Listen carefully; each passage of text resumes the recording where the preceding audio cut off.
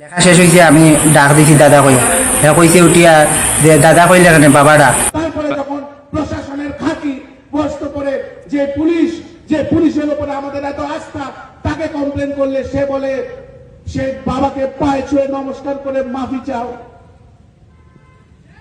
এবং তারপরে আমরা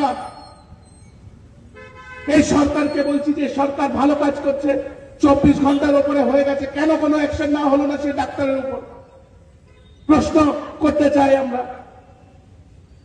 তাকে তো কোনো গালি দেওয়া হয়নি, তাকে তো কোনো বাজে কথা বলা হয়নি, তার উপরে আক্রমণ করা হয়নি। তাকে দাদা বলাতে তার দুঃখ হয়েছে, তাকে বাবা বলতে হবে। এবং বাবা না বললে ত্রিপুরাতে চিকিৎসা করা যাবে না। আরে মানিক শাহ বাবু, আপনিও তো একজন ডাক্তার, আপনাকেও কি বাবা বলতে হবে? তারপরে এই রাজ্যের জন্য ভালো কাজ শুরু করবেন? আপনাদের বোঝা উচিত যে এই রাজ্যে একটা অরাজকতা চলছে।